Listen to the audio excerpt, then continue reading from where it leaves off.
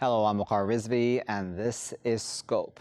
Well, just recently, we've had another bout of racism taking place, specifically surrounding a football game, and this one being played between England, or England was one of the teams, in fact, that lost to Italy in an important game that took place. Now, as a result of that loss, there has been quite a bit of racist abuse towards three specific players of color, black men, who are on the English team. This abuse being put forth to them online through their social media accounts, especially on Instagram, towards one of the younger ones, as well as other such forms of social media. We have also the controversy then going into that game of Priti Patel as well as Boris Johnson, the two very important politicians in the UK, who basically said that taking a knee on the part of players would be unhelpful and undesirable, because they essentially said that if any of the fans then choose to boo such players who do take a knee, that would be up to the fans themselves, and that then after the fact that this racist abuse has come out, the fact that they have now released statements condemning this abuse on the part of many is being seen as hypocritical. Let's put those issues, as well as others that we'll be discussing, to Dr. Peter Wade, who is joining us today from Liverpool. He's an anthropologist. He's a professor of social anthropology at the University of Manchester. Peter, thank you very much for taking your time out of your schedule to join us today. Let's start right at the top of this. I know that this is much bigger than just this one game and just this one incident at this game right now and the aftermath. But what are your thoughts about racism within football overall and how it's manifested just of recent over the past days? I think racism in football, has been around for a long time, and it was particularly overt in 20, 30 years ago when some of the first black players were taking part in the Premier League, and they were, people would throw banana skins onto the pitch and so forth, and at that time they mainly just put up with it. People like John Barnes, etc., who used to play for Liverpool. Tells how he simply ignored it, put up with it. He saw it as part of the furniture, if you like, of playing football in the English league. That's become much less acceptable, and people are speaking out much more about it now, and there's much less tolerance of it. But it obviously is still around, and now you have the added dimension of social media, which gives people anonymity, and it's very surprising when you give people anonymity how much you see the underlying racism that exists and that is able to express itself in these very virulent ways. As you well know, there's a lot of controversy and a lot of criticism of Priti Patel and Boris Johnson. Do you think that that is legitimate, that they bear some, I don't know if the word is responsibility, but if that is the right word in this case? Oh, definitely. There's no question about it. They should definitely have come out and very strongly condemned the people who booed the taking of the knee. The reasons that they gave afterwards, when they were challenged on this, was that the taking of the knee was allied with the movement, the specific movement called Black Lives Matter, which they then identified as a specific organization which has got a very kind of radical agenda, anti-capitalist, et cetera, et cetera. And they said, oh, we couldn't, if we'd condemned the people who were taking the knee, then we would have aligned ourselves with Black Lives Matter as a specific organization, which means we would have aligned ourselves with, combating capitalism on a global scale and so on. Now, that was, to some extent that's true in the sense that Black Lives Matter as an organization has this very radical agenda. But it's clearly true that the people who are taking the knee in those situations and in lots of other situations aren't necessarily aligning themselves with the entirety of the radical agenda of Black Lives Matter. They're saying, we are against racism. And it was very clear that both Priti Patel and Boris Johnson should have come out and aligned themselves very clearly with that anti-racist message right from the start. The defense that has been put forth, and I'm talking about Patel here, that she is, of course, a woman of minority herself, minority background, that is, and that she has been, and no one's denying it, I'm sure, that she has also been the target of a lot of racist abuse. Does that in any way then, I don't know if the word is whitewash, but does that make it okay what she said? No, I don't think so. I mean, precisely because she herself has suffered racist abuse, she should have come out and aligned herself very clearly against racism, which is exactly what the players were doing when they took a knee in the football matches and in other instances. So, I see that as a kind of um, avoiding the issue, not wanting to. Yes, she's just trying to justify herself and kind of backtracking and saying, "Oh well, you can't blame me because I too, would have suffered racism. Therefore, it's clear that I'm not against anti-racism." But that doesn't justify the fact that she didn't come out and say that right at the beginning and align herself with the people who are taking the knee in those football matches. As well, there's this survey that's been carried out by YouGov across Europe, in fact, and not just specific to the UK then, but it says that 90% of fans, and we're talking about Britain in this case, but I would think that this is probably the case for many fans across Europe as well, and different supporters of different teams, that racism remains a problem in football. 90% of Britons thinking that. If they acknowledge that, does that mean that now is the time to act? We've already heard, I believe, that there's a petition out there about banning then people who have then put forth this racist abuse towards these three players. Is this the right time? Yes, it seems like now is an opportune moment to really confront these issues. I mean, it's been going for a long time.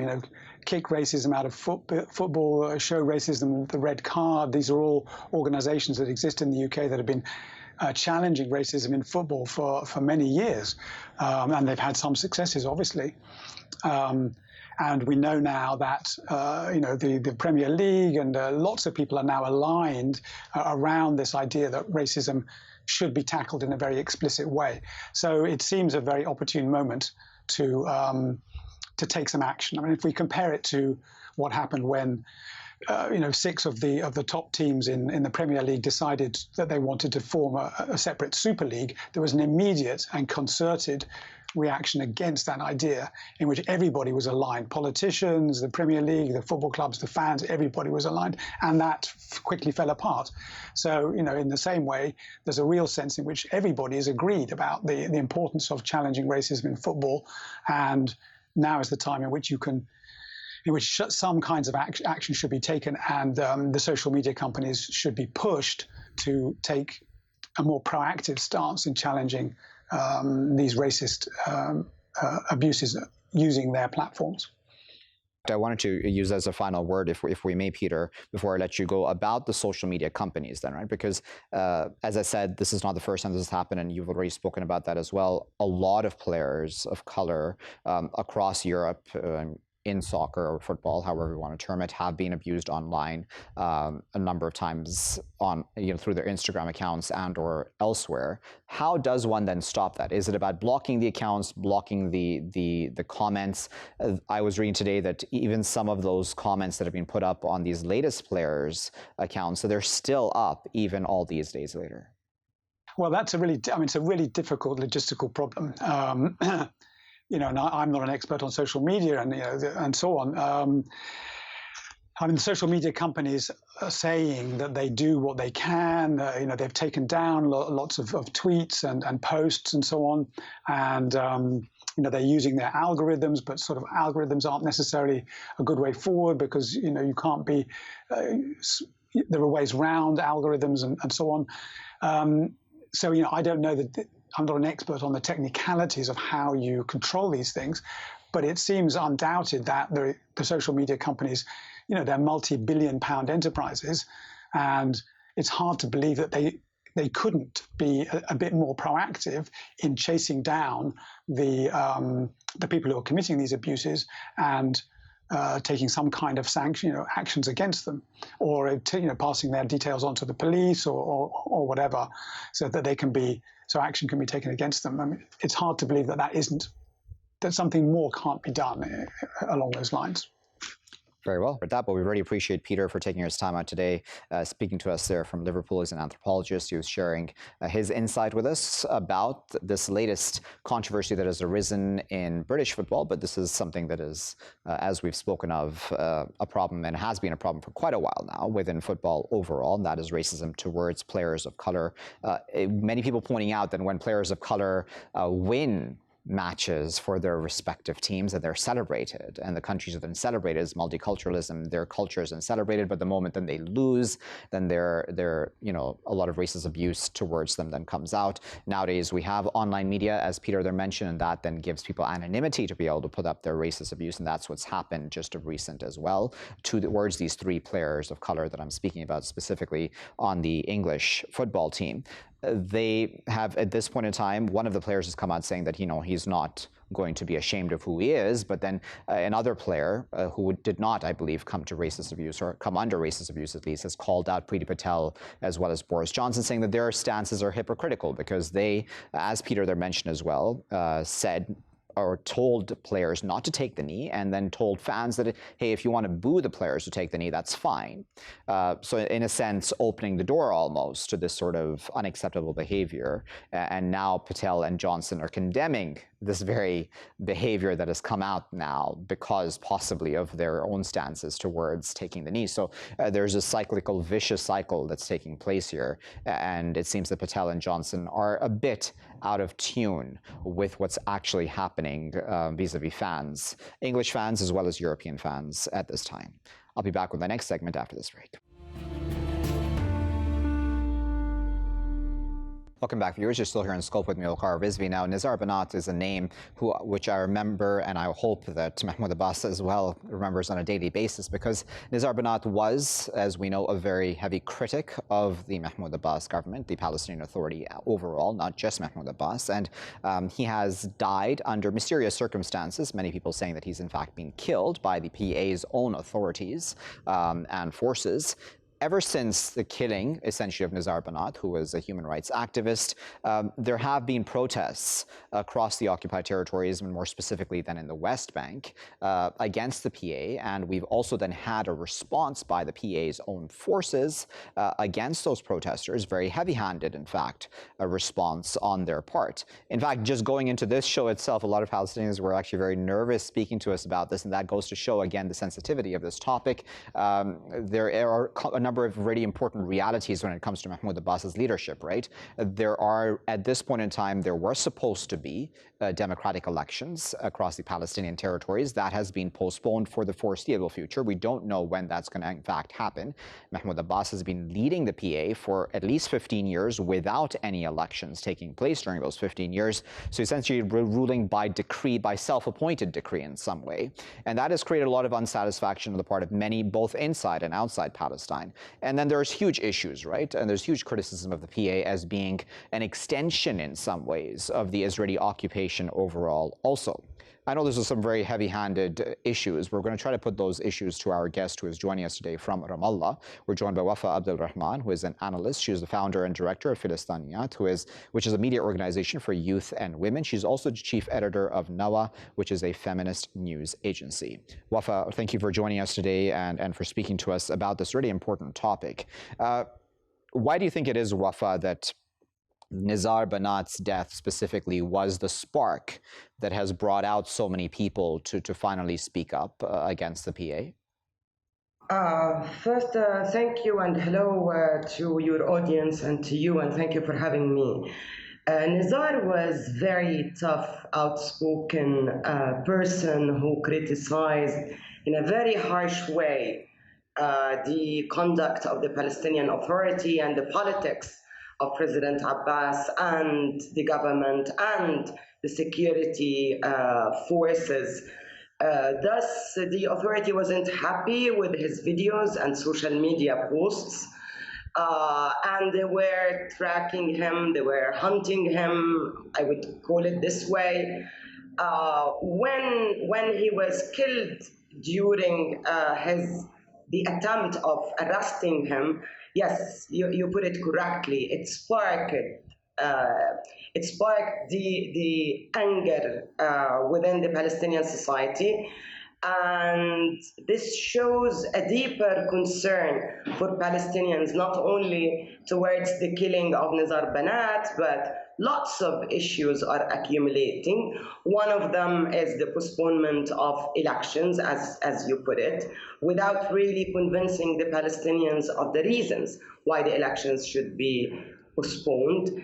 And second, a week before the killing of Nizar, a deal of vaccination, a corrupt deal of vaccination between the Palestinian Authority and the Israeli occupation was revealed, and Palestinians were very angry at that, let alone the bad conduct of the authority to dealing with COVID-19, the war on Gaza, the role of the authority on protecting the Gazans or even providing the needed things like the medical supplies or relief to Gaza. That was another reason for anger. The Palestinian president himself was putting all the authorities in his hands, the legislative, the executive, the judiciary. So I think we have all the reasons to be angry at the authority and at the president, and I cannot think of one reason that would make me happy about them and their performance.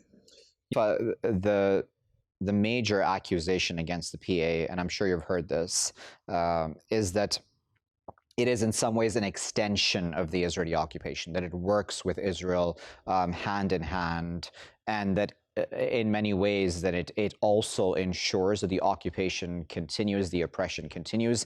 Is that an overstatement? Sadly enough, I don't think so. No, this is not an overstatement.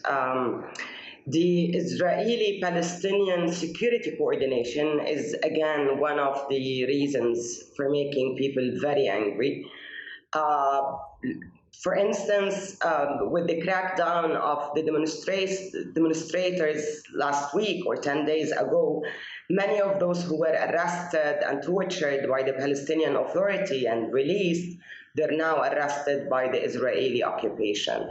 And this thing has been going on for a long time. You get arrested here, and then the occupation would come and arrest you upon your release.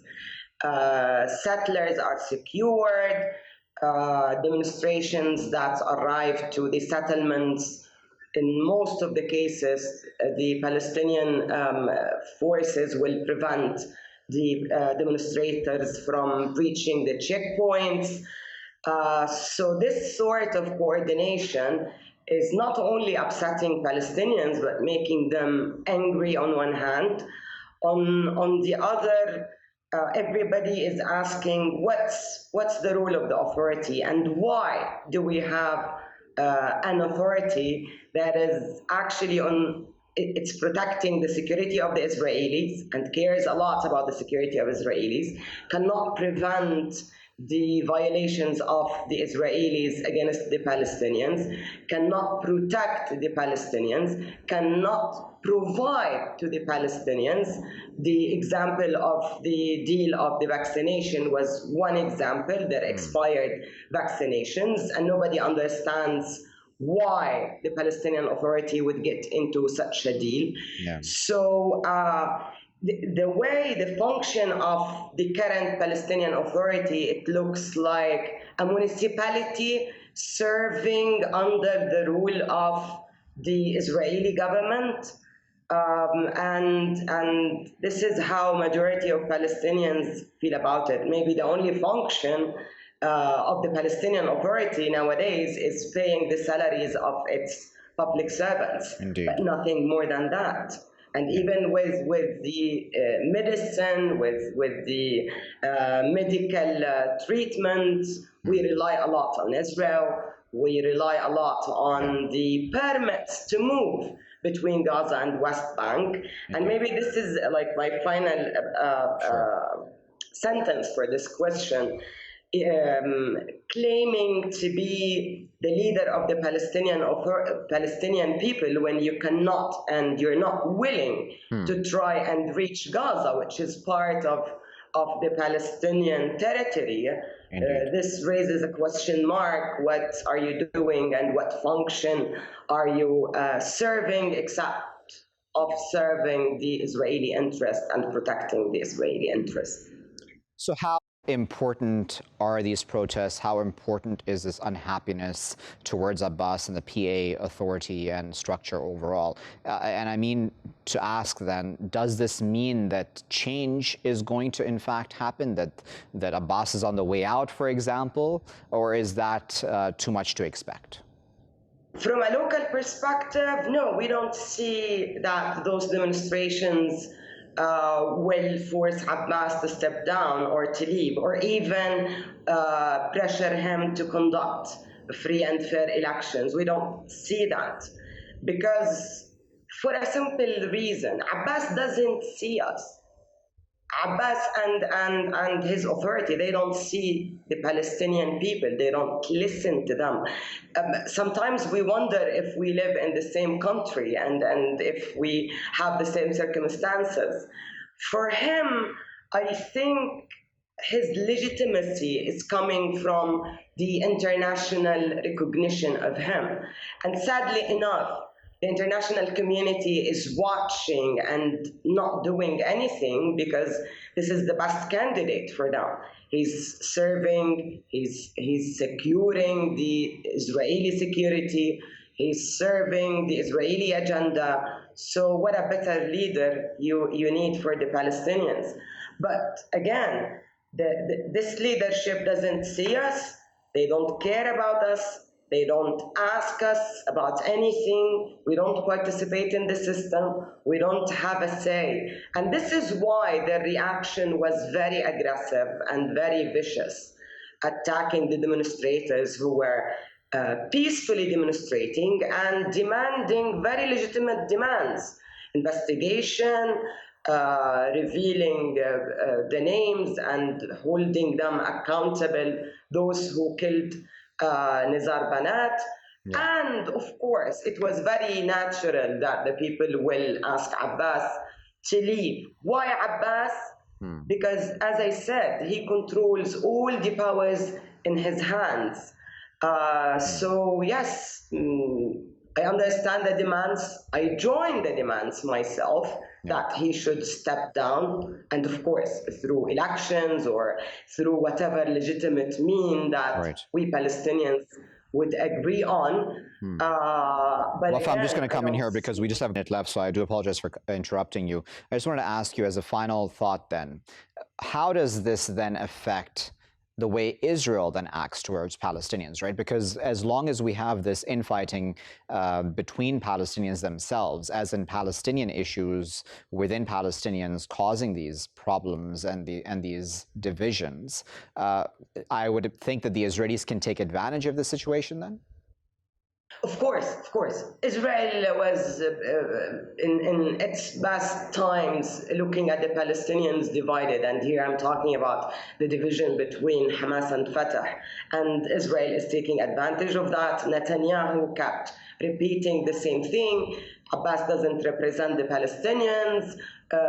Palestinians are divided. I need to talk to one leader, etc., etc. And this is propaganda, and this is not the truth about why they couldn't resume the negotiations. But inside the West Bank, the situation is a bit different. This is not a divide between Hamas and Fatah in the West Bank. This is the people coming from maybe no political background or different political backgrounds, coming and calling upon the president to step down. And this is not this is not in favor of the security situation that Israel is enjoying in the West Bank. Yeah. So from the reports coming from Israel, Israel wishes The Palestinians will continue to be divided, but without weakening Abbas to the extent that he leaves. For them, he's the best candidate, again, like the international community. Indeed. So what we've been hearing, they will empower him a little bit. They will strengthen him a little bit to take control of the Palestinian street, but not really to give him that much to be seen as a leader who can deliver. So they will maintain the divide on one hand, but maintain the survival of this leadership on the other and make this balance. Very well there at that, but of course, Wafa, we as always appreciate you taking our time out to share your expertise with us. That was Wafa Abdel-Rahman speaking to us there from Ramallah. We were discussing there Nizar Banat's killing at the hands of PA security forces as they attempted to, in their own words, arrest him. He was a critic of Mahmoud Abbas, a very outspoken critic, as Wafa there mentioned. His killing has been the spark that has brought out many Palestinians on the streets against Mahmoud Abbas. Mahmoud Abbas being seen, as well as the PA, as an extension, possibly, in many ways, of, in fact, the Israeli occupation itself. And that's certainly not something that an accusation that I would think Mahmoud Abbas wants to be connected with, but that is just the reality at this time, especially in the context of the fact that elections for the foreseeable future, as we've discussed, there are no elections on the horizon right now, since the PA essentially postponed them indefinitely. Mahmoud Abbas will probably stay in power for years to come. He is, though, an old man, so how much longer we'll have to wait and see as well. I'll be back with my final segment after this break. Welcome back, viewers. You're still here in Scope with me, Waqar Rizvi. Now, in this segment of today's show, we're going to discuss a study which was done a while back. So it's not a brand new study, and this is about Muslim representation, political representation in several countries across Europe, specifically then talking about the low political participation of Muslims in countries like the UK, France, and Germany, where they are, in fact, in significantly larger numbers than, in fact, where they're politically represented in other parts, such as Belgium, Bulgaria, and the Netherlands, I believe, where they have the highest levels of representation. But even that is all being seen in context of how many citizens we have in those countries overall. Now, this low political participation and representation certainly then creates very obvious issues for Muslims in those respective countries, because if you don't have representatives who are being able to then speak for you and represent you, then that means that your voice is not then being heard by the political elite of the country, and therefore policies are not necessarily taking into account your issues and your grievances as well, be they at a local level or a more international level, be it with domestic policy, foreign policy, etc. So let's discuss all of that a bit further. We're now joined by Dr. Stefano Allievi, who is a professor of sociology at the University of Padua, who is joining us today from Rovinj in Croatia. Joining us this morning from Boston, Massachusetts is Dr. Jocelyne Cesari, who is a professor of religion and politics at the University of Birmingham. She's a visiting professor at Harvard Divinity School. And joining us from Vienna is Dr. Farid Hafez, who is a lecturer and researcher at the University of Salzburg at the Department of Political Science and Sociology. Farid, Jocelyne, and Stefano, thank you to all three of you for your time today. Stefano, I'd like to start with you. What do you make of a political representation of Muslims across Europe? How important is it to have representation so that the voices of Muslims can be heard as citizens?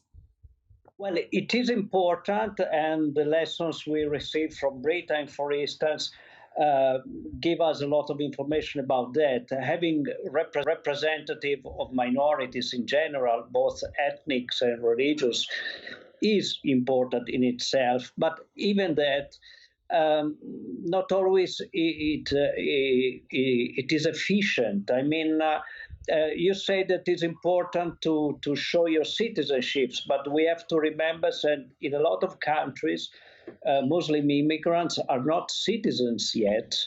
They're just residents. So that makes a huge difference from the countries of the south of Europe, like Italy, Spain, Greece, and others, and let's say France or Britain or Belgium or whatever.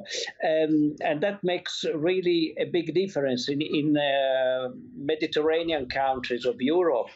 The representation is lower, and not necessarily it works. So often they are Muslims in parliament, but don't do significant things in terms of representation of Muslims and of the interests of immigrants as well.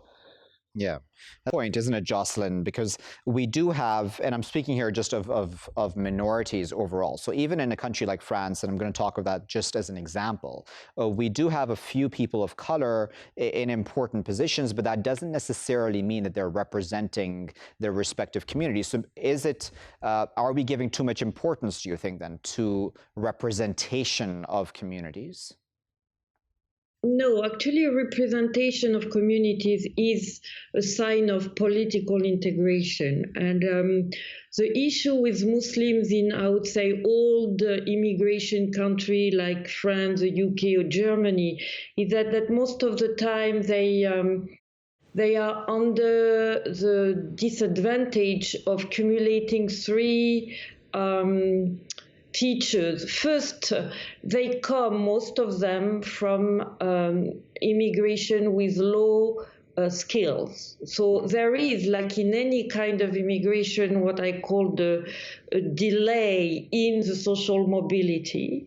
I'm not saying that all Muslims are immigrants or that all immigrants are Muslims, but the population we are talking about has been in a process of mobility that is slower, not because they are Muslim, but because of the social and economic background where they come from. So this is true for all immigration. The second issue is that they are seen as a member of a particular ethnic group. So here you have also cliches and stereotypes and discrimination that are going on, because in France they are seen like members of the former colonies and Maghrebians. Also, Maghrebians doesn't mean anything. You know, they're Algeria, Morocco, Tunisia, but it doesn't matter. They are all lumped up together in this kind of stereotype or a fixed vision of ethnicity, with also a sort of negative vision of what this means in terms of political representation. And the third element that is now encompassing all the others is that Islam is seen as an obstacle to political integration. There are studies that show that mainstream political parties, not only in France but everywhere, are clearly not opening all their venues or institutions to promote a Muslim candidate. There have been discussion on local elections, not only national, and this is really an issue. So when you accumulate all that, you did see this delay and this lack of representation at the political level, and I think it is an obstacle for the recognition of Muslim minorities. Farid, the accusation, and this is not just in Europe, I believe this is in places like America, even in Canada, in fact, is that Muslim politicians or those who want to come into politics cannot be loyal to their respective state, right? So there's always that question of a Muslim being a loyal citizen. So for example, where you're sitting in Austria or in other places across Europe, that is something that also is oftentimes brought up by the far right, where a Muslim cannot be loyal to their country. How do you respond to that?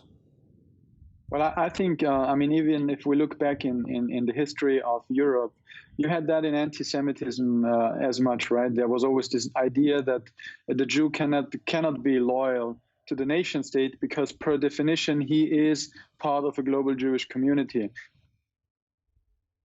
And what we are witnessing is something very similar.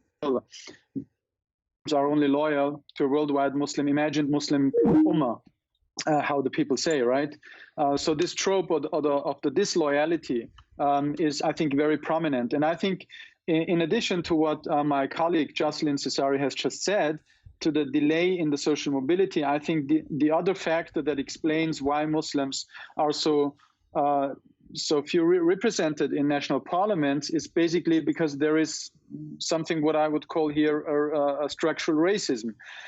You can see in different cases, there were ministers from the Green Party in Sweden, for instance, he had to step back. Why? Because he was sitting on a table with a guy from the Grey Wolves, a nationalist organization in a movement from Turkey.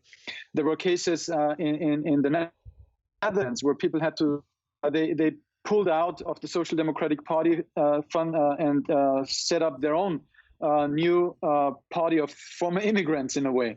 And you do have that also on local levels in different countries, all throughout Europe, where you have people who, if they are aligned to other Muslim religious institutions, or they are allegedly in contact with this or that kind of movement, then this is a way why to basically rally against them within the political party, but also especially from outside, from the opposition, to create pressure.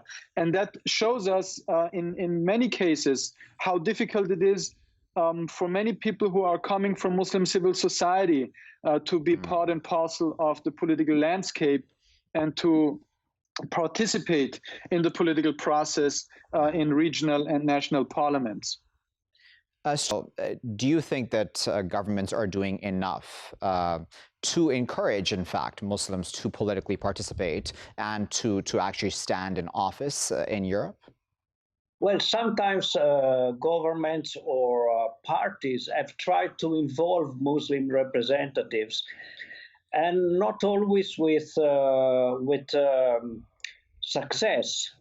Sometimes they are not enough skilled and prepared and they don't manage the political language.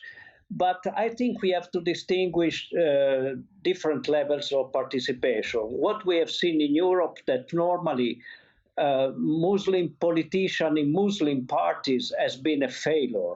I mean, not effective. They didn't have any success. Muslim representatives in mainstream parties and also trade unions have been more successful.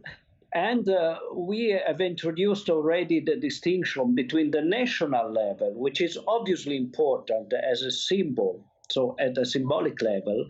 But what we have seen that at a local level, or regional level, the participation of Muslim representatives have been much more efficient and recognized and has produced good results for the communities. So I think we have distinguished at the national level there is more an opposition. It is a symbolic value, a symbolic affair. At the local level it's much more a practical affair, and also representatives from parties that are often anti-Muslims at on different issues, mosques, etc. At the local level, they collaborate much more with Muslim representatives and associations. So this is a sign of integration, I would say. At the national level, it's more complicated, but at the local level, where people do know each other, and they have to meet problems and find solutions to them. Yeah. So things are more clear and practical. Collaboration is more easy. John, Muslims have been in Europe for many generations, right? So, of course, as you mentioned, yes, there are a very large number who are immigrants, certainly, and no one is denying that. But considering that Muslims have been in Europe for so long, why is it that we are at this stage when it comes to low political representation across Europe? Is it down to the rise of the far right in Europe, or is this something else that I'm missing? Predates the rise of right-wing movements. There have been previous studies showing that indeed there is a structural difficulty for Muslims to make it in mainstream political parties, again, at the national level. As Stefano just said, locally, there is a representation, not as, equal or fair with other minority, but it's there. And the local level has been the most efficient way for Muslims to get a voice. But the symbolic national level indeed counts. And here you can see that it's much more difficult for Muslims to make it.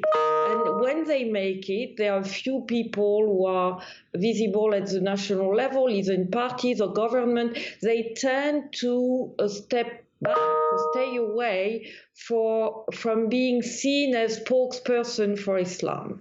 And I think it's also an important point to make here, because I'm thinking, for example, at the personality of Rashida Dati, who was the Minister of Justice under Sarkozy, and she made it clear several times that she didn't want to be a spokesperson for the Muslim population of France. So you have also this kind of challenge for people who see themselves as isolated and don't want to be seen as a symbol for the whole community. So you have lots of things going on here, but the structural obstacles are there, and they predate the right-wing movements.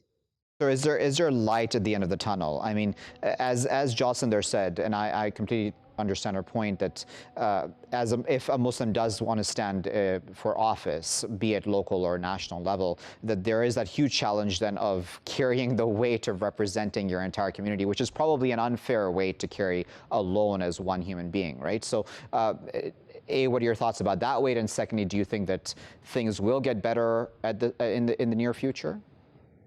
Well, I think that's a very important aspect which was just mentioned, because at the end, Muslims are more than Muslims, right? And they have their interests, their social, political, economic interests. So it is absolutely completely unfair to reduce them to their Islamic religiosity, if they have it or not. So that's number one. Number two, what I see, I mean, there are different developments at the moment.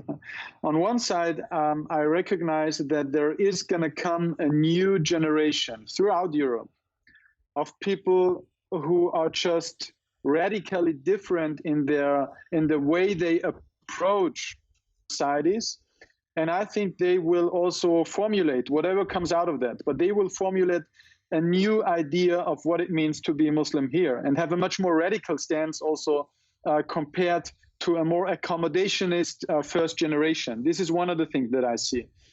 And that has the potential to more local participation on one side, but also the potential to other developments that I see. For instance, you see throughout Europe, especially where you have a lot of Turkish minorities, the idea to constitute and establish new political parties, alongside the characteristic of being a former immigrant parents. So that means that on one side you have people who want more independence in terms of what their political stance is, and the other way that you have this idea of participation within the existing political parties that you have. And we will see who will win at the end of the day. Indeed. Well, we'll have to leave there as a final comment. Unfortunately, the clock has gotten the best of us, but I think this was a really, really interesting conversation where we were able to really contextualize the situation, past, present, and hopefully future for our viewers. We appreciate Stefano, Jocelyne, and Farid for taking their time out of their busy schedules to share their insight with us. We were discussing there Muslim representation, or lack of, in fact, across Europe, especially in many places where the Muslims are in significant numbers and should technically really have, if we're speaking per capita, more representation at both the local and national level. But the national level is extremely important because Muslims have been in Europe for many generations, so it's not like this is a new population necessarily. Yes, there is, as Jocelyne there correctly mentioned, a significant amount of immigrant population, which is fairly new. Nevertheless, the population that has been there for a very long time, why is it that we do not have that representation displaced? What systemic issues exist right now that block the path of Muslims to be able to represent their respective local and even national level societies? And what does that then mean? As Farid and Jocelyne there spoke about at the end, what does it mean for a Muslim then to represent politically? Does that mean that they carry the weight of their entire respective Muslim community? And is that even a fair weight and baggage for them to carry? Really important debates and discussions to have. I'll leave it there for now. I've been Waqar Rizvi. Thanks for watching.